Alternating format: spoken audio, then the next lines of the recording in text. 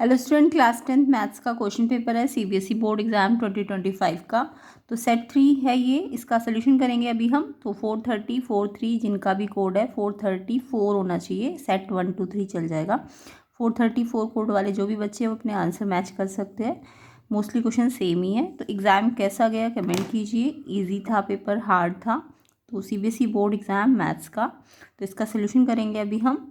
And other codes के solution भी आपको मिल जाएंगे, चेक कर लेना प्लेलिस्ट को, लिंक डिस्क्रिप्शन में है। तो इसकी सेक्शन ए की क्वेश्चन देख लेते हैं पहले। फर्स्ट क्वेश्चन देखिए, साइन ए दिया हुआ था 2/3 एंड आपको कॉस से निकालना था। बहुत ही सिंपल क्वेश्चन था, तो ये तो आई होप सभी को आता होगा। साइन ए गिवन है एंड कॉस निकालना है। तो यहाँ पे साइन क्या होता है? साइन होता है परपेंडिकुलर अपॉन हाइपोटेन्यूज। तो किसी भी ट्राइंगल में अगर यहाँ 90 का एंगल है किसी राइट एंगल ट्राइंगल में और यहाँ एंगल थीटा है, तो परपेंडिकुलर और हाइपोटेन्यूज कौन होगा? देखो 90 के अपोजिट जो होगा वो हाइपोटेन्यूज होगा, और जो 90 के अपोजिट साइड है वो हाइपोटेन्यूज, और जो एंगल जहाँ पे होता है वहाँ पे बेस होता है, और बचा हुआ क्या है? परपेंडिकुलर। तो साइन क्योंकि P/H होता है, तो P कितना है आपका 2 है ना, और H कितना है 3, तो P2 और H की जगह 3, H मतलब हाइपोटेन्यूज। ओके, तो अब आप ये बेस निकाल लो पाइथागोरस से। आपको ये फॉर्मूला पता होगा, H² P² प्लस B²। तो अगर बेस निकालना है तो H² में से P² को माइनस करना पड़ेगा। तो बेस का स्क्वायर निकालना है तो P² यहाँ लग के माइनस करो, H² में से P² एंड स्क्वायर हटेगा तो रूट भी लगेगा। अब ये H कितना है 3 का स्क्वायर, P कितना है 2 का स्क्वायर, माइनस किया एंड B पे स्क्वायर था तो यहाँ पे रूट लग जाएगा।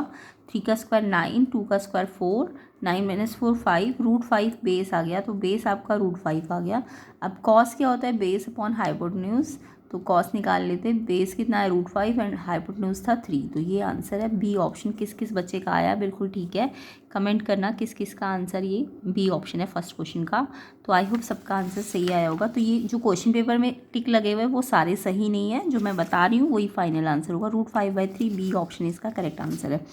नेक्स्ट क्वेश्चन देखो, the curved surface area of A cone with base radius 7 is 550। देखो रेडियस दी है 7 और इज़ 550 का मतलब ये CSA दिया हुआ है, कर्व्ड सरफेस एरिया कोन का। आपको CSA का फॉर्मूला लगाना था कोन का। क्या होता है CSA of cone? πRL। Curve दिया हुआ है 550, पाई की जगह 22/7, रेडियस भी 7, L निकालना था। अब L निकालना है, 7 से 7 कट जाएगा, L के साथ जो 22 है मल्टीप्लाई में L क्योंकि निकालना है तो ये 22 यहाँ डिवाइड में आ जाएगा। 11 से कर दो, 11 2 जा 11 5 जा एंड 0, 11 5 जा 55 और 0। अब फिर 2 से 50 भी डिवाइड कर दो, 25 सेंटीमीटर। तो 25 सेंटीमीटर करेक्ट आंसर है ऑप्शन ए। किस किस बच्चे ने 25 सेंटीमीटर आंसर लिखा है उनका सही है। सारे जो क्वेश्चन पेपर पे ठीक है वो ठीक नहीं है, वो बच्चे ने लगा रखे हैं। जो मैं बता रही हूँ वो है फाइनल आंसर। तो 25 सेंटीमीटर इसका ए ऑप्शन करेक्ट है। तो एल आपका 25 आएगा। अदर कोड्स के सोल्यूशन भी आपको मिल जाएंगे, प्लेलिस्ट चेक कर लेना, लिंक डिस्क्रिप्शन में है। नेक्स्ट क्वेश्चन, एम की वैल्यू 9 फाइंड करनी थी। ये फर्स्ट लाइन दी हुई है, सेकंड लाइन की इक्वेशन दी है, आपको बोला पैरेलल लाइन है। पैरेलल लाइन की कंडीशन सबको पता है ना, जब भी दो लाइन पैरेलल हो तो उसमें A1/A2 B1/B2 के इक्वल होगा, बट C1/C2 नॉट इक्वल होगा। ये पैरेलल लाइन की हम नो सोल्यूशन की कंडीशन होती है। अब यहाँ पे A1 A2 क्या, जो x के साथ है, x के कॉफिशिएंट ले लो, -14 और -3, 14 और -3। B1 B2 जो y के कॉफिशिएंट्स होते हैं, m और 2, इसका m है और इसका 2 है ना। और C1 C2 जो कॉन्स्टेंट्स होते हैं, कॉन्स्टेंट दोनों या तो राइट साइड होते हैं या दोनों लेफ्ट साइड होते हैं। तो C1 C2 में दोनों राइट साइड लेने हैं। तो 20 और 6। अब यहाँ नॉट इक्वल का साइन है। अब तो यहाँ तो नॉट इक्वल है, तो आप m को इस साइड से सॉल्व करके निकाल लो। तो क्रॉस मल्टीप्लाई करो, 14 × 2 करोगे तो क्रॉस मल्टीप्लाई में 14 2 जा 28 एंड m को -3 से मल्टीप्लाई करो तो -3m। m3 के साथ क्या हो रहा है? मल्टीप्लाई हो रहा है ना, तो मल्टीप्लाई हो रहा है तो -3 यहाँ मल्टीप्लाई है तो यहाँ डिवाइड में चला जाएगा और इसका माइनस इसमें चला जाएगा। तो 28 तो एज इट इज़, 3 क्योंकि मल्टीप्लाई में था तो डिवाइड पे आ गया, तो 28/3 माइनस में आएगा। सी ऑप्शन आंसर है, -28/3। सी ऑप्शन किस किस बच्चे ने टिक किया है? सी ऑप्शन है, ठीक है। सारे आंसर जो क्वेश्चन पेपर पे है वो ठीक नहीं है, जो मैं बता रही हूँ वो आंसर है। सी ऑप्शन है इसका आंसर, -28/3। नेक्स्ट क्वेश्चन देखो, अल्फ़ा बीटा जीरोज़ है, पॉलिनॉमियल गिवन है एंड फाइंड करना है ये। अब यहाँ पे जब भी कोई पॉलिनॉमियल गिवन हो तो मैंने आपको सिखा रखा था कि इससे ना पहले आप ABC निकालो और उसके बाद अल्फ़ा प्लस बीटा और अल्फ़ा बीटा निकालो। तो जो नेक्स्ट ईयर वाले बच्चे हैं उनको ये ध्यान रखना है, जब भी कोई क्वाड्रेटिक पॉलिनॉमियल या इक्वेशन दी हो तो आपको इससे कंपेयर करना है AX² BX + C, जो जनरल फॉर्म होती है किसी भी क्वाड्रेटिक की। तो इससे A आपका निकलेगा जो x² के साथ है, कितना x² के साथ 3, B क्या है जो x के साथ है तो x के साथ 14 है, और C क्या है जो आपका कांस्टेंट है, कांस्टेंट क्या है इसका 5 नहीं है -5 है ना। तो ABC निकाल लिया करो। उसके बाद आप इस क्वाड्रेटिक के सम ऑफ रूट्स निकालो। सम ऑफ रूट होता है alpha plus beta minus BY के इक्वल। अब B आपका निकला 14 और इस पर माइनस भी था, -14/3, A3 है ना। ऐसी alpha into beta product of root होता है C/A, तो C आएगा आपका -5 और A आया 3। तो ये निकल गए ना। अब आप इसको निकालो, 3 बाहर है, अल्फ़ा प्लस बीटा कितना आया -14/3 एंड अल्फ़ा बीटा आया 5/3 माइनस का। अब ये इससे क्योंकि डिवाइड हो रहा है तो पहले से डिवाइड करो। फ्रैक्शन को फ्रैक्शन से डिवाइड करने का मतलब पहला फ्रैक्शन तो एज इट इज़, ये जो दूसरा फ्रैक्शन डिवाइड में होता है ये रेसिप्रोकल होता है मल्टीप्लाई में आके। तो 5/3 की जगह 3/5 हो जाएगा एंड माइनस से माइनस कट जाएगा, 3 से 3 कट गया, ऊपर नीचे 14 सामने सामने मल्टीप्लाई, 14 × 14, 3 5 × 5, तो 14/5 आया है ना। और फिर वो 3 से मल्टीप्लाई भी करना है तो ऊपर वाला सिर्फ ऊपर वाले से मल्टीप्लाई होगा, 14 3 = 42 एंड अपॉन में 5 1 से होगा तो 5 1 = 5। तो ये आंसर किसका आया, बी ऑप्शन 42/5 बिल्कुल ठीक आंसर है। तो इसका आंसर आपका 42/5 बी ऑप्शन करेक्ट है। नेक्स्ट क्वेश्चन देखो। तो आई होप सबके यही आंसर होंगे। नेक्स्ट क्वेश्चन देखते हैं। क्वेश्चन 5, PQ PR टेंजेंट्स है। अगर देखो P पॉइंट से 2 टेंजेंट गई है, PQ PR दोनों बराबर होती है तो सबको पता है ना, PQ और PR बराबर है। और बोला इसकी रेडियस 3 है, यानी OQ या फिर OR ये रेडियस है ना, सेंटर से जो सर्कल तक जाए रेडियस है, OQ या OR ये रेडियस है, 3 दी हुई है। एंड आपको बोला लेंथ ऑफ ईच टेंजेंट 4 है, यानी ये 4 है तो ये भी 4 होगी। उसके बाद पेरीमीटर निकालना है OQP का। इस ट्राइंगल का ये जो OQP बन रहा है राइट एंगल ट्राइंगल, इसका पेरीमीटर निकालना है। ये राइट एंगल इन्होंने बना के दे दिया, अदरवाइज आप प्रूव भी कर सकते थे। तो हमको पता है कोई भी एक पॉइंट से 2 टेंजेंट जाती है तो इक्वल होती है, तो ये 4 है तो ये भी 4 होगा ऑब्वियसली। एंड ये जो रेडियस होती है ये टेंजेंट के पॉइंट ऑफ कॉन्टैक्ट परपेंडिकुलर होती है, तो ये एक राइट एंगल ट्राइंगल बन गया है ना, बन गया एक राइट एंगल ट्राइंगल। अब इस राइट एंगल ट्राइंगल में ध्यान रखना, जहाँ भी राइट एंगल होता है ना उसके अपोजिट वाली साइड को हाइपोटेन्यूज कहते हैं। जो राइट एंगल की अपोजिट साइड होती है वो हाइपोटेन्यूज होती है, बाकी परपेंडिकुलर और बेस तो आप किसी को भी मान सकते हो। तो ये राइट एंगल के अपोजिट हाइपोटेन्यूज मतलब OP आपका हाइपोटेन्यूज है क्योंकि 90 के अपोजिट बन रहा है। तो ये एक राइट एंगल ट्राइंगल है क्योंकि आपको OQP 90 है ना, क्योंकि OQ इस पर 90 डिग्री बनाएगा टेंजेंट पे, तो ये 90 है तो एक 90 डिग्री का ट्राइंगल बन गया। इस ट्राइंगल में क्या होता है, पाइथागोरस लगा सकते हो ना, H² P² + B²। तो H आपका तो निकालना है OP, हाइपोटेन्यूज तो OP है ना, तो OP² और OQ² और QB²। अब OQ पता है 3 का स्क्वायर, PQ पता है 4 का स्क्वायर, 3 का स्क्वायर 9, 4 का स्क्वायर 16। अब यहाँ से भी स्क्वायर आपको हटाना है क्योंकि OP निकालना है, तो OP निकालना है तो स्क्वायर यहाँ से हट के रूट लग जाता है, और 9 + 16 25, 25 का स्क्वायर रूट 5 आएगा। अब क्योंकि ये कोई डिस्टेंस है ना तो इसलिए रूट का आंसर वैसे दोनों में आना चाहिए प्लस माइनस, बट क्योंकि ये OP आपका डिस्टेंस है तो ये प्लस में ही लेना होता है, ठीक है। तो जब भी ट्राइंगल या किसी भी क्वेश्चन करोगे तो वो आपको माइनस साइन नहीं लेना। अलजेब्रा होती तो माइनस साइन लगा सकते थे, क्योंकि रूट है ना तो प्लस माइनस दोनों में आंसर आता है, बट हमें OP डिस्टेंस निकालनी तो 5 प्लस का लेंगे।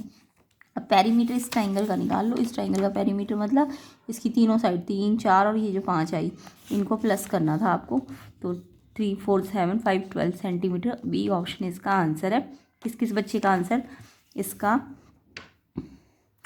12 आया, 12, ठीक है। बी ऑप्शन है 12 सेंटीमीटर, तो 12 सेंटीमीटर इसका आंसर है। किस बच्चे का आया कमेंट करना। वीडियो को शेयर कर दो, लाइक कर दो, 1000 लाइक जल्दी जल्दी कर दो ताकि इसका कंप्लीट सोल्यूशन आपको मिले एंड अदर कोड्स की सोल्यूशन भी मिले। तो 1000 लाइक जल्दी जल्दी करो तो जल्दी जल्दी आपको इसके सोल्यूशंस मिल जाएंगे। एंड प्लेलिस्ट को चेक कर लेना, लिंक डिस्क्रिप्शन में, अदर कोड्स के सोल्यूशन भी आपको मिल जाएंगे। नेक्स्ट क्वेश्चन नंबर 6 देखो, एलसीएम दिया था दो नंबर्स का 3600 एंड इनमें से बोला कौन सा एचसीएफ नहीं हो सकता, कैन नॉट बी एचसीएफ। तो आपको एक प्रॉपर्टी पता होगी एचसीएफ और एलसीएम की। जो एचसीएफ होता है ना वो फैक्टर होता है एलसीएम का, एचसीएफ फैक्टर होता है एलसीएम का। तो अगर एचसीएफ फैक्टर है एलसीएम का, तो इन्होंने बोला ये एलसीएम है तो एचसीएफ क्योंकि फैक्टर होना चाहिए। तो आप देखो इनमें से कौन कौन से फैक्टर है इस 3600 की। 600 के टेबल में 3600 आता है, यानी 600 तो फैक्टर है। 400 भी इससे डिवाइड हो जाएगा तो ये भी इसका फैक्टर है 400। 150 भी डिवाइड करके देखना, रिमाइंडर 0 आएगा, ये भी इसका फैक्टर है। बट 500 को अगर आप इससे डिवाइड करोगे तो कंप्लीट डिवाइड नहीं होगा, ये रिमाइंडर दे देगा। तो क्योंकि एचसीएफ फैक्टर होता है एलसीएम का, तो ये जो ये भी फैक्टर बन रहा है, ये भी बन रहा है, इस 3600 का ये भी बन रहा है, तो ये नहीं बन रहा ना फैक्टर 500 में, क्योंकि 3600 नहीं आएगा। तो यानी कि ये एचसीएफ नहीं हो सकता, क्योंकि इस कंडीशन के हिसाब से एचसीएफ तो फैक्टर होना चाहिए, जबकि 500 इसका फैक्टर नहीं है। तो इट मीन्स 500 इसका option can not be HCF. तो ये वाला नहीं हो सकता, इसलिए ये आंसर है। ठीक है, सी ऑप्शन इसका आंसर है। नेक्स्ट क्वेश्चन देखो, डिस्टेंस इन दो पॉइंट के बीच का, बहुत ही सिंपल सा क्वेश्चन था। ये दो पॉइंट दिए हुए थे आपको -69 एंड 27, x1 y1, इसको x2 y2, डिस्टेंस फॉर्मूला लगाना था। x में से x वाला माइनस करो, x2 माइनस x1 का स्क्वायर, y में से y वाला माइनस करो और स्क्वायर करो और फिर प्लस करो और फिर रूट करो। ये डिस्टेंस फॉर्मूला है। ठीक है, अब x कितना है 2, x2 है और इसमें से x1 को माइनस करना है, 2 में से माइनस करना है। देखो ये -6 आ गया, तो ये तो माइनस और यहाँ भी माइनस, तो ये प्लस का साइन बन जाएगा। तो x में से x वाला माइनस करना था, बट यहाँ भी माइनस है इसलिए प्लस का साइन। सेम ऐसे y में से y वाला माइनस करो, 7 में से 9 माइनस करो, यहाँ तो माइनस नहीं है ना इसलिए माइनस लगे रहेगा ये वाला। 7 - 9 का स्क्वायर एंड प्लस फिर रूट, 2 और 6 8 का स्क्वायर, 7 9 माइनस हो रहे हैं ना, तो 7 9 माइनस करो 2 और जो भी नंबर बड़ा है उसका माइनस का साइन, ये बड़ा है ना तो माइनस का साइन और स्क्वायर। 8 का स्क्वायर मतलब 8 को 8 से मल्टीप्लाई करो, 8 का स्क्वायर मतलब 8 को 8 से मल्टीप्लाई करो, 8 8 जा 64, 2 को 2 से मल्टीप्लाई करो 4 और स्क्वायर है तो माइनस हट जाएगा, स्क्वायर में पावर पॉजिटिव हो जाती है। 64 और 4 68, रूट 68 अभी आंसर आया, बट ऑप्शन में आपको रूट में नहीं दिया कोई भी वैल्यू, आपको थोड़ा सा सिंप्लीफाई करना पड़ेगा रूट 68 को। तो देखो रूट 68 की प्राइम फैक्टर कर लो, 2 पे जाएगा, फिर 2 पे जाएगा, फिर 17 पे जाएगा, तो 2 × 2 × 17 पे स्क्वायर रूट है। अब स्क्वायर रूट की आपको प्रॉपर्टी बताऊँगी, कोई भी नंबर पेयर में है, अगर रूट के अंदर कोई भी नंबर 2 बार है तो वो रूट में से बाहर सिंगल बाहर आ जाता है। तो ये पेयर का था ना, पेयर मतलब 2 बार था तो ये एक बार बाहर आ गया, बट ये सिंगल ही था तो ये रूट में ही रहेगा। तो 2√17 आपका आंसर है ऑप्शन ए। डिस्टेंस कितना आएगा 2√17, ए ऑप्शन इसका आंसर है। तो सारे क्वेश्चन जो क्वेश्चन पेपर पे टिक है वो सारे सही नहीं है, याद रखना जो मैं बता रही हूँ वो आंसर है, 2√17 इसका फाइनल आंसर है। नेक्स्ट क्वेश्चन देखो, if sec theta minus tan theta 2 दिया हुआ है और आपको sec theta plus tan theta निकालना है। तो यहाँ पे इस क्वेश्चन को मैंने पहले भी करा रखा था प्लेलिस्ट में।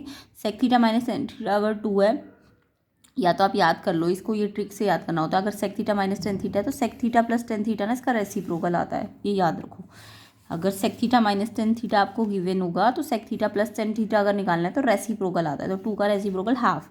अदरवाइज़ आप इसको इस तरीके से करना था अगर सब्जेक्टिव में ये होता तो sec theta minus tan theta 2 है, तो मैंने क्या करा, sec theta minus tan theta को भी sec theta plus tan theta left में भी दिया और राइट में भी, दोनों साइड मल्टीप्लाई किया। दोनों साइड कर सकते हैं ना मल्टीप्लाई, इससे क्या होगा, ये a minus b a plus b की आइडेंटिटी बन जाएगी, a का स्क्वायर माइनस बी का square, a minus b a plus b a square minus b square and ये एज इट इज़, ये निकालना है आपको। अच्छा ये आइडेंटिटी आपको पता है sec square minus tan square identity में 1 होता है, ये इसकी पूरी आइडेंटिटी 1 होती है, तो हमने ये आइडेंटिटी बनाने के लिए ही ये यहाँ पे मल्टीप्लाई किया है और फिर यहाँ भी किया है। ठीक है, अब ये आइडेंटिटी बन गई, 1 आ गया, ये निकालना है आपको, तो ये तो निकालना है यहीं पे रहेगा, ये 2 मल्टीप्लाई में है तो डिवाइड में आ गया। तो डायरेक्ट ट्रिक से भी कर सकते हो, जब sec माइनस tan दिया हो 2 तो उसका उल्टा कर देना, ऐसे ही अगर ये दिया होता तो इसका उल्टा करके ये निकल जाता। ठीक है, ऑप्शन ए इसका आंसर है, ऑप्शन ए आंसर है हाफ। ओके, नेक्स्ट क्वेश्चन देखो, 3 कॉइन्स है जिसको टॉस किया हमने एक साथ, प्रोबेबिलिटी निकालो कि एक कॉइन टेल आए हमेशा, ओनली वन कॉइन टेल आना चाहिए। तो पहले 3 कॉइन वाला आप आउटकम्स बना दो। तो देखो 3 कॉइन के आउटकम्स अगर आप बनाते हो तो ये बनते हैं ना, या तो तीनों हेड या 2 हेड 1 टेल, 1 हेड फिर टेल फिर हेड फिर 1 हेड या 2 टेल। अब जहाँ जहाँ एच है तो उनको टी से रिप्लेस कर दो, एच है तो टी और टी की जगह एच है तो टी की जगह एच। पहले ये हेड वाले बना लिया करो, फिर टेल वाले बस रिप्लेस कर दिया करो, एच को टी टी को एच। तो 8 बनते हैं, ऐसे 3 कॉइन में 8 आउटकम्स बनते हैं। अब प्रॉबिलिटी निकालनी, सिर्फ एक ही ओनली वन टेल आए, ओनली वन टेल में कौन सा है, देखो एक ही टेल आए, बस इसमें एक ही टेल आ रहा है, इसमें भी एक ही टेल आ रहा है, 1 2, इसमें तो 2 आ रहे, 1 2, एक तो ये बन रहा है एक टेल का, एक ये बन रहा है, इसमें से देखो ये 3 है, ये 2 है, ये 2 है, ये 1 है, यानी 3 बन रहे हैं ऐसे, तो 3 और टोटल कितने हैं 8, तो 3/8 इसकी प्रॉबिलिटी है, बी ऑप्शन इसका आंसर है। तो 3/8 आंसर हो जाएगा बी ऑप्शन। ठीक है, ये वाला सीट नहीं है, ये वाला आंसर है 3/8 ऑप्शन बी।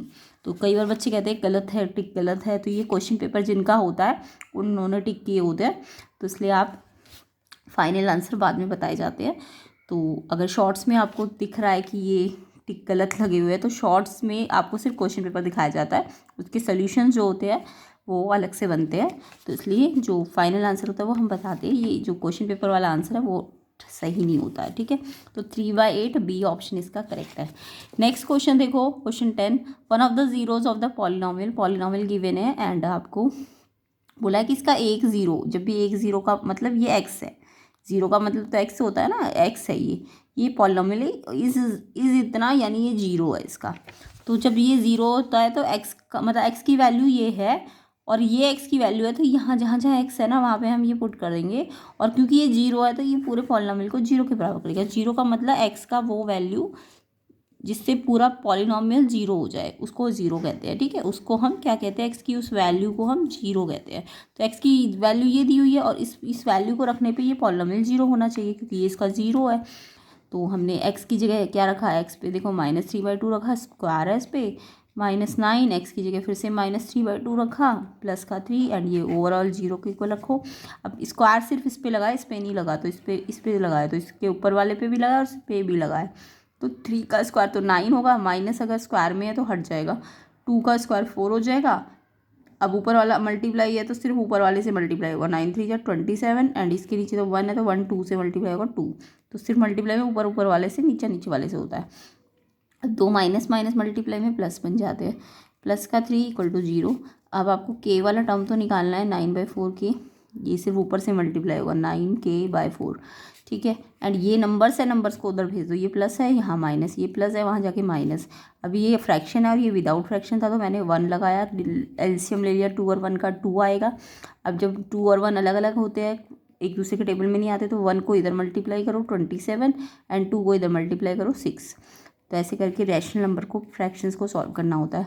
ठीक है, अब ये दोनों minus minus plus, minus minus क्या होता है, प्लस होता है ना, तो पहले प्लस करो, फिर साइन माइनस माइनस का माइनस का लगता है, माइनस माइनस होता प्लस है, साइन माइनस का लगता है, अपॉन में 2। और फिर ये के साथ जो 9/4 मल्टीप्लाई में इधर आएगा तो ये उल्टा हो जाएगा, 4/9। अगर के साथ है 9/4 मल्टीप्लाई में, तो यहाँ इस साइड आके ये रेसिप्रोकल हो जाएगा, 4 तो डिवाइड वाला ऊपर आ गया और 9 मल्टीप्लाई वाला नीचे आ जाएगा। अब इसे काट दो, ये 2 से कट गया, 2 1 जा, 2 2 जा, अब ये 3 से कट गया ऊपर नीचे, 3 1 जा, पहले तो 3 से काटा, 3 3 जा, और फिर इसको काट दो 3 से।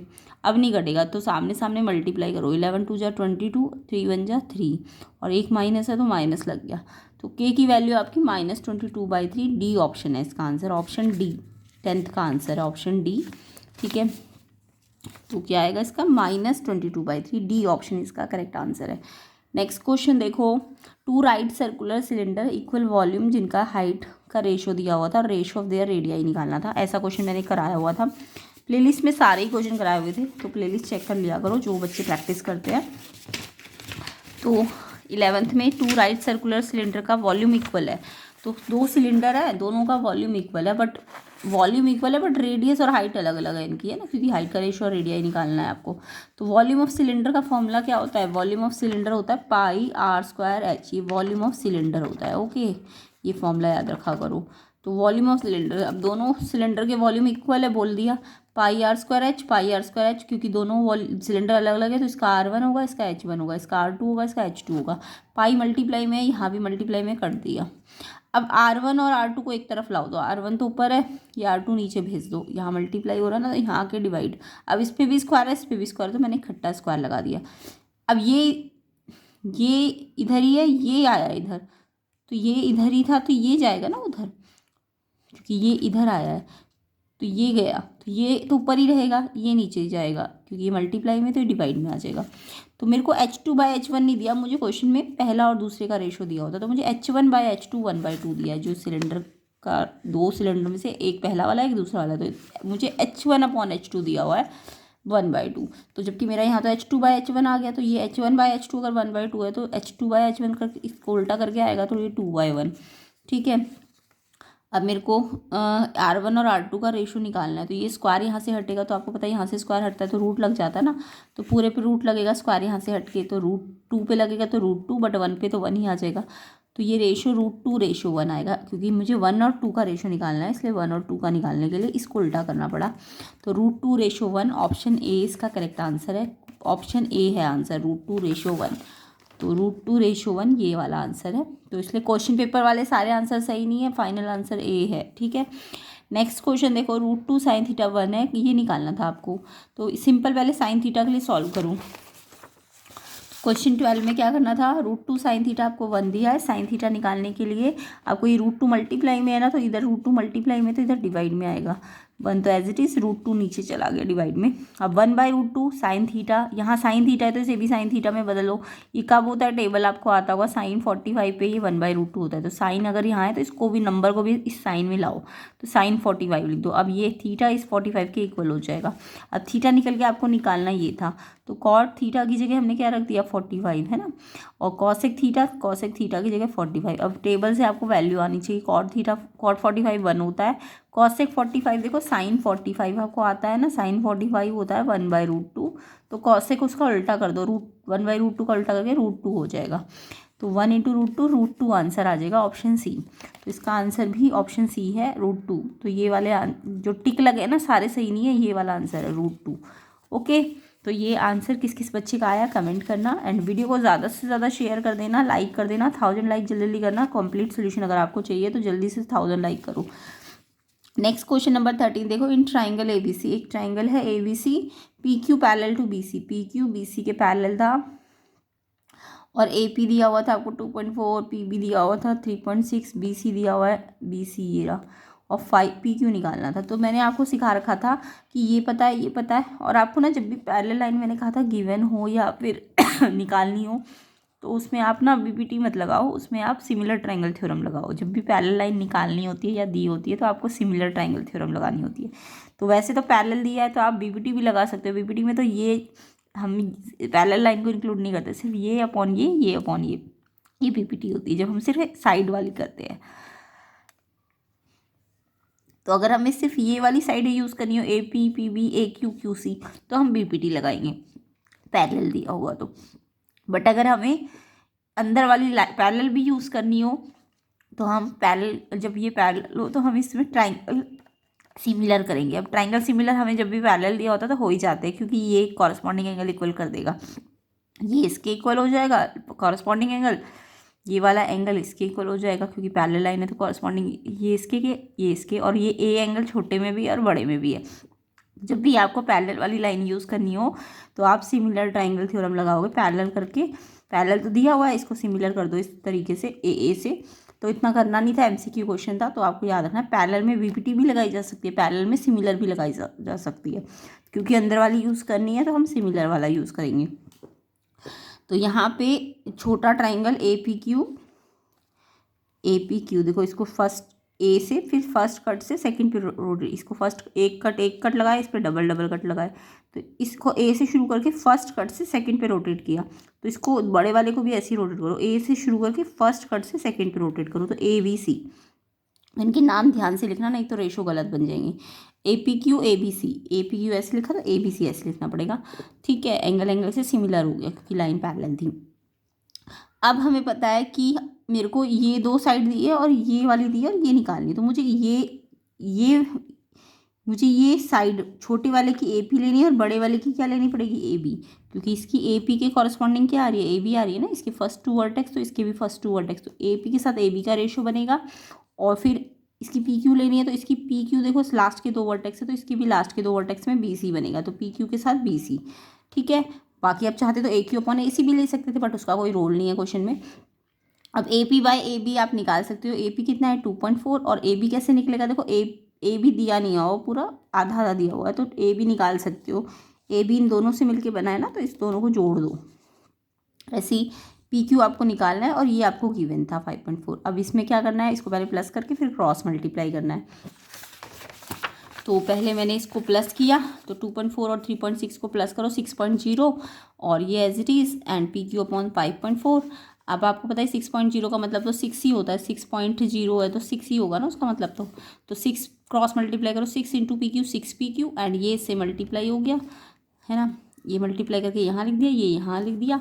अब पी क्यू निकालना है तो 6 मल्टीप्लाई में है ना, तो ये 6 डिवाइड में आ जाएगा। अब इसके दो में पॉइंट है, एक के बाद यहाँ, एक के बाद यहाँ है, तो एक जीरो इसकी, एक जीरो इसकी, 100 नीचे आ जाएगा, पॉइंट हटेगा। तो अब 6 से ये कट गया 24 6 पे, और फिर 6 से ये कट गया, और देखो 6 से इसको काटा है, 6 1 जा 6 9 जा 54, और ये दोनों 4 से कट जाएंगे। 4 में ये 6 पे आता है, 4 6 जा, और ये 4 पे 25 पे आता है ना। तो ये 6 से कटे, ये 4 से कटे। अब तो 9 सामने सामने मल्टीप्लाई कर दो, 9 6 जा 54 एंड 25 1 जा 25, फिर 25 को इससे डिवाइड कर दिया है मैंने, तो ये 2.16 आ रहा है आंसर। कमेंट करना ये आंसर किस किस का आया। पी क्यू 2.16 सेंटीमीटर है। ऑप्शन डी वाला ठीक है इसका, ऑप्शन डी ठीक है आंसर। तो ऑप्शन डी पे जिस बच्चे ने टिक किया इसका क्वेश्चन नंबर है ये 13 का ऑप्शन डी। ये वाला करेक्ट नहीं है, सारे करेक्ट नहीं है, बार बार बोल रही हूँ, जो क्वेश्चन पेपर पे लगे वो सारे सही नहीं है, जो मैं बता रही हूँ वो आंसर है। डी ऑप्शन इसका 2.16 करेक्ट आंसर है। ओके, नेक्स्ट क्वेश्चन देखो, क्वेश्चन 14। तो कमेंट करना किस किस के आंसर ठीक है। 14 देखो, P A P B tangent to a circle centre O. तो ये पी से पी ए और पी बी, ये दो पी से सेम पॉइंट से अगर दो टेंजेंट बन रही है तो इक्वल भी होती है, तो सबको पता है ना।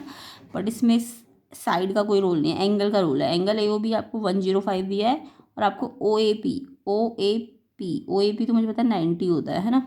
और ए पी बी आपका इसका सम पता है ना 180 होता है, तो ए पी बी निकल जाएगा। तो पहले आपको पता है कि कोई भी रेडियस अगर पॉइंट ऑफ कॉन्टैक्ट, ये टेंजेंट है ना, ये पॉइंट ऑफ कॉन्टैक्ट है ए, जहाँ पे टच करे वो पॉइंट ऑफ कॉन्टैक्ट, तो ये रेडियस इस पॉइंट ऑफ कॉन्टैक्ट पे 90 डिग्री बनाती है। वैसे भी बना के दिया नहीं है इन्होंने, बट हमें पता है, ठीक है। रेडियस पॉइंट ऑफ कॉन्टैक्ट पे 90 डिग्री बनाती है, ऐसे ही यहाँ भी 90 बनाएगी। तो ये 90, ये 90, तो 180, तो इनका सम भी 180 आ जाएगा, ठीक है। क्वाड्रिलेटरल ले लेना, तो इनका सम भी क्या होता है 180 होता है, याद रखना। इन दोनों का सम भी 180 होता है, क्योंकि ये 90 हो जाते हैं, तो ये 180 हो जाएंगे इन दोनों का सम। तो मेरे को ये 90 तो पता ही चल गया। ओ ए क्योंकि ए पी पर परपेंडिकुलर होती है, तो ओ ए पी जो एंगल है वो 90 है। अब ये निकल गया, बट मुझे ओ ए पी के साथ ए पी भी चाहिए।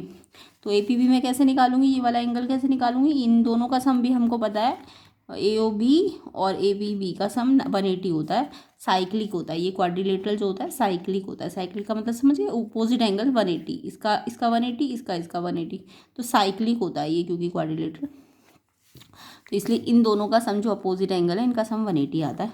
अब ये 105 दिया है, तो ये निकल जाएगा ए पी वी, 180 में से 105 को माइनस कर दो, तो ये 75 आ गया। अब मेरे पास ओ ए पी वी है और मेरे पास ए पी वी वी है, तो दोनों को ऐड करके आंसर लाना था। ये 90 आया, ये 75 आया, 165। ऑप्शन डी किस किस बच्चे का आंसर है क्वेश्चन नंबर 14 का, बिल्कुल ठीक है।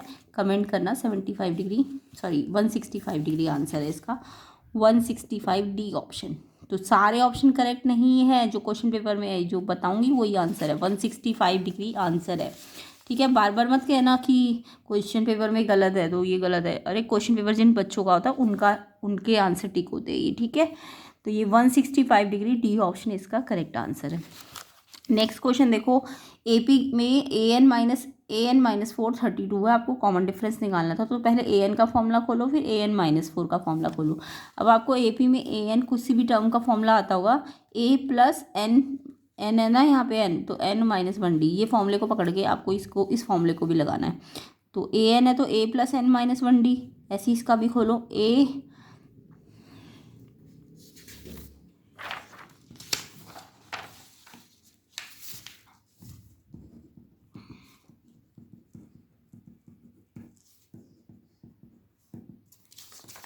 देखो ए एन का फॉर्मूला आपको पता है, ये होता है ए प्लस एन माइनस 1 डी, ये सबको पता है है ना। अब n की जगह यहाँ इन्होंने n-4 दे दिया, तो इसी फॉर्मूले में लिखो a प्लस n की जगह n नहीं है, अब n यहाँ n था तो इस n लिखा, बट यहाँ n-4 है तो इसमें n-4, n की जगह n-4 लिखो और फिर अलग से जो -1 है और d, ठीक है। अब इसमें से इसको माइनस करना था, an में से an-4 को माइनस करना था, और ये माइनस आपको दे रखा था 32 है। अब an को यहाँ लिख दो a प्लस n-1d, ऐसी an-4 को जब मैं ये इस पूरे को यहाँ लिखूंगी, बाहर तो माइनस है ना तो इसके साइन बदलेंगे ना, तो ये प्लस का है तो ये माइनस का हो जाएगा, ऐसे ये भी प्लस का है तो ये भी माइनस का हो जाएगा। अभी मैंने ब्रैकेट के अंदर के साइन चेंज नहीं किए, बस मैंने इसको भी माइनस किया और इस वाली टर्म को भी माइनस किया, एक ही टर्म है पूरी, क्योंकि मल्टीप्लाई में तो एक ही टर्म है, तो ये प्लस की जगह माइनस, क्योंकि बाहर क्या है माइनस है, इसलिए ये दोनों के साइन चेंज हो गए, इक्वल टू 32, ठीक है। अब देखो a यहाँ प्लस का a है और a माइनस का कट जाएगा, n d इन दोनों से मल्टीप्लाई हो रहा है तो मल्टीप्लाई कर दो, n पहले d से मल्टीप्लाई होगा फिर d 1 से होगा, तो ठीक है एन डी माइनस डी, एक माइनस है ना इन दोनों में तो माइनस लग गया।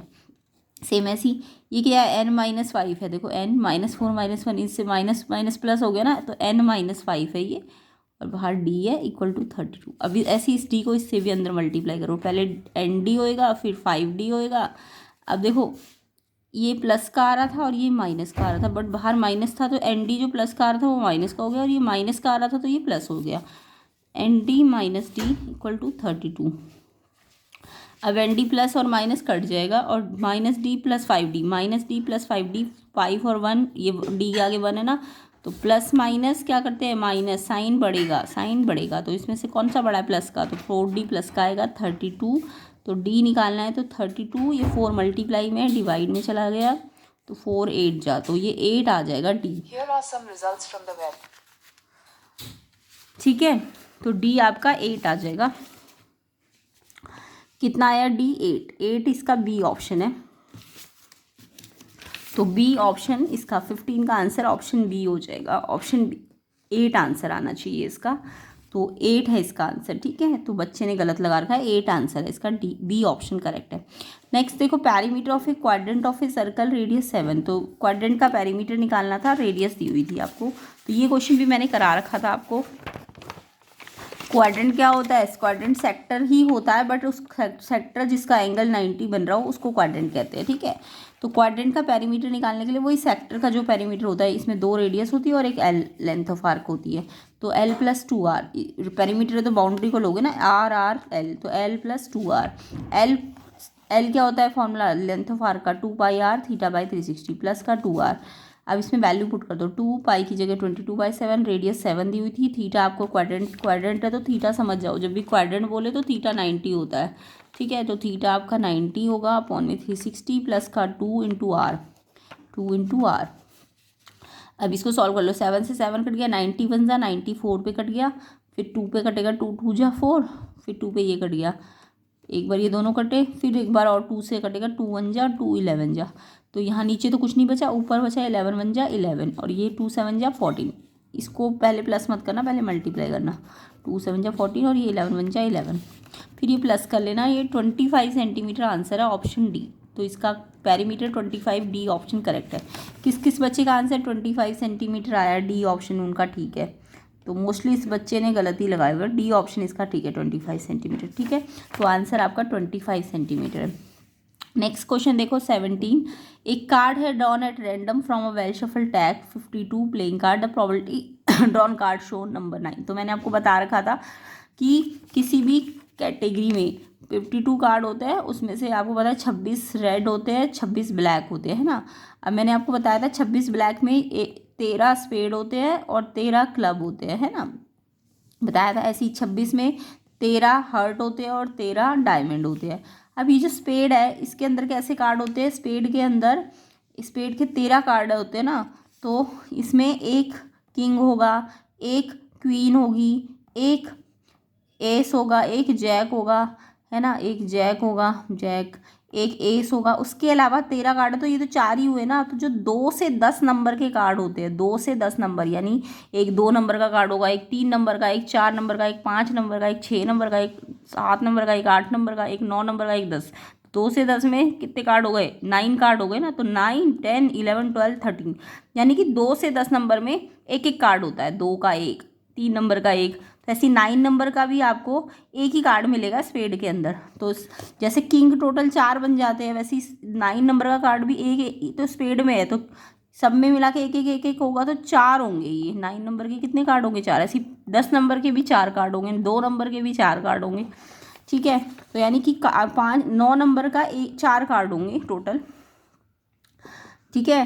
तो 4 और टोटल कार्ड 52, तो 4/52 को कैंसिल कर लो, 4 1 जा 4 13, तो 1/13 ऑप्शन डी इसका करेक्ट है। 9 नंबर के 4, जैसे किंग 4 होते हैं ना, क्वीन 4 होते हैं, ऐसे 9 नंबर के टोटल कार्ड भी 4 ही होंगे। 4/52 डी ऑप्शन इसका करेक्ट है।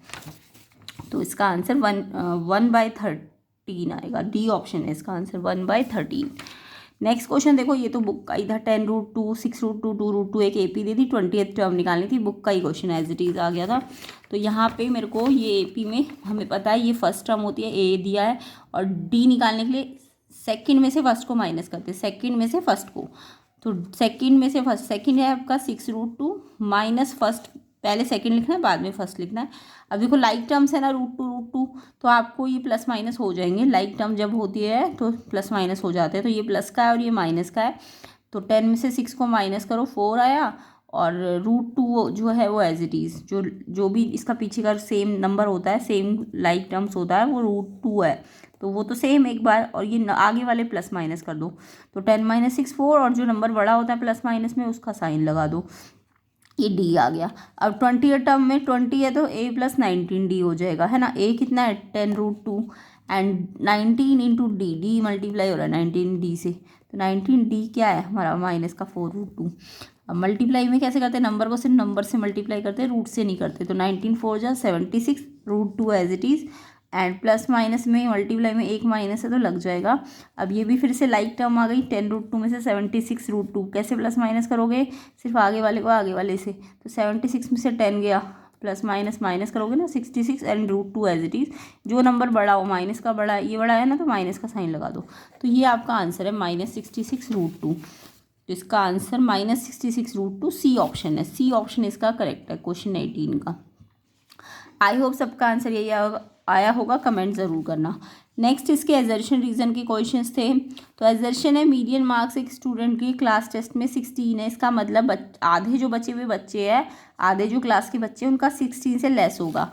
यस, देखो मीडियन में क्या होता है ना, मीडियन जितनी भी आती है ना, उसका मतलब होता है 16 अगर मीडियन आ रही ना, इसका मतलब आधे बच्चों के 16 से ज़्यादा होंगे और आधे बच्चों के 16 से कम होंगे, यही मतलब होता है, ठीक है। तो एजर्शन बिल्कुल ठीक है कि अगर मीडियन 16 है तो यानी इसका मतलब आधे बच्चे जो है ना क्लास के, उसका लेस देन 16 आया होगा, क्योंकि आधों के 16 से क्या आ रहे हैं? 16 अगर मीडियन है तो आधों के 16 से ज़्यादा और आधों के 16 से कम है, बिल्कुल ठीक है। तो एजर्शन आपका बिल्कुल ठीक है। और मीडियन क्या कह रही है? मीडियन डिवाइड करती है डिस्ट्रीब्यूशन को 2 इक्वल पार्ट्स में। रीज़न बोल रहा है कि मीडियन डिस्ट्रीब्यूशन को 2 पार्ट्स में डिवाइड करती है। यस, बिल्कुल ठीक है। मीडियन मिडिल वैल्यू को कहते हैं ना, तो वो 2 इक्वल पार्ट्स में डिवाइड करती है। यानी कि अगर मीडियन 16 है तो इसका मतलब आधे बच्चे 16 से कम वाले और आधे बच्चे 16 से ज़्यादा वाले। तो ये एक्चुअल में ये बताने के साथ साथ एक्सप्लेन भी कर रहा है कि ये ऐसा क्यों हुआ कि ये 2 इक्वल पार्ट में बांट रही थी, तो 16 से कम और 16 से ज़्यादा, तो इसको एक्सप्लेन भी कर रहा है ये। तो एजर्शन रीज़न करेक्ट भी और एक्सप्लेनेशन भी दे रहा है इसको, तो इसलिए ऑप्शन ए इसका आंसर है। 19 का आंसर ऑप्शन ए है। किस किस बच्चे ने ऑप्शन ए पे टिक किया है कि दोनों ठीक भी है और एक्सप्लेनेशन भी ठीक है? ए ऑप्शन है इसका आंसर, ठीक है। 19 का आंसर ए ऑप्शन। 20 देखो, 20 में आपको बोला है कि अगर ई इवेंट की प्रॉबिलिटी 1/999 है तो ई नॉट की क्या इतनी आएगी? तो आपको ये फॉर्मूला आता होगा कि पी ई और पी ई नॉट, ई के होने की और ई के ना होने की टोटल जो होता है वो 1 होता है। तो अगर पी ई मेरे को 1/999 दी है तो ये कैसे निकालूंगी मैं? ये निकालने के लिए मेरे को 1 में से इसको माइनस करना पड़ेगा। अब इसका एलसीएम लो, क्योंकि ये फ्रैक्शन है ना, तो इसको फ्रैक्शन बनाने के लिए इसके नीचे 1 लिख दो। इनका एलसीएम लो 999, ये 999 तो यहाँ चला गया एंड 1 यहाँ आ गया। 999 - 1 998 अपॉन 999, इसको डिवाइड करोगे तो क्या ये 0.001 आएगा? नहीं, ये इतना थोड़ा ना आएगा। तो एजर्शन बिल्कुल गलत है। तो इस फॉर्मूले से हमने निकाला एजर्शन गलत आया एंड रीज़न सही बता रहा है कि इनका टोटल 1 होता है। अगर ये करेक्ट आंसर देते ना इसको, तो ये एजर्शन रीज़न करेक्ट भी होता है और एक्सप्लेन भी कर रहा होता है इसको, बट ये इनकरेक्ट है आपका। तो एजर्शन गलत है बट रीज़न सही है। एजर्शन गलत, रीज़न सही, इसका मतलब ऑप्शन डी आपका आंसर है। एजर्शन सही, रीज़न गलत, सॉरी एजर्शन गलत, रीज़न सही, डी ऑप्शन। तो 20 का डी है और 19 का ए है। किस किस बच्चे का एजर्शन रीज़न करेक्ट है कमेंट करके सारे बच्चे बता देना। एंड वीडियो को ज़्यादा से ज़्यादा शेयर कर दो, लाइक कर दो, एंड चैनल पे नए हो तो चैनल को सब्सक्राइब ज़रूर करना। ये इसके सेक्शन बी के क्वेश्चंस है, हम इनको नेक्स्ट पार्ट में कवर करेंगे। लाइक जल्दी जल्दी करो। तो इस सेक्शन बी को हम सेक्शन सी को भी कंप्लीट कर लेंगे। बाकी प्लेलिस्ट के अंदर चेक कर लेना, बहुत सारे क्वेश्चंस के आपको आंसर्स मिल जाएंगे। एंड न्यू जो नेक्स्ट ईयर वाले बच्चे हैं उनके लिए हेल्पफुल है प्लेलिस्ट, या अदर कोर्स जिनको चेक करने हैं उनके लिए भी प्लेलिस्ट चेक कर लेना, लिंक डिस्क्रिप्शन में है। तो ये सारे सेक्शन सी के और सेक्शन डी के क्वेश्चंस हैं, कराए हुए हैं सारे। देखो रूट टू इरेशनल आया हुआ है। आई होप सबका एग्जाम अच्छा गया होगा, कमेंट करना। एंड सेक्शन ए में बताना 20 में से कितने ठीक है, सारे बच्चे कमेंट करके बताना।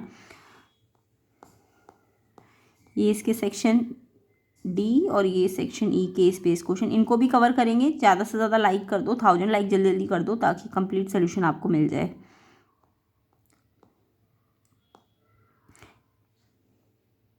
आई होप सबका एग्जाम अच्छा गया होगा, कमेंट कीजिए। एंड सेक्शन ए में बताना 20 में से कितने ठीक है, और अदर कोर्स के लिए प्लेलिस्ट को चेक कर लेना।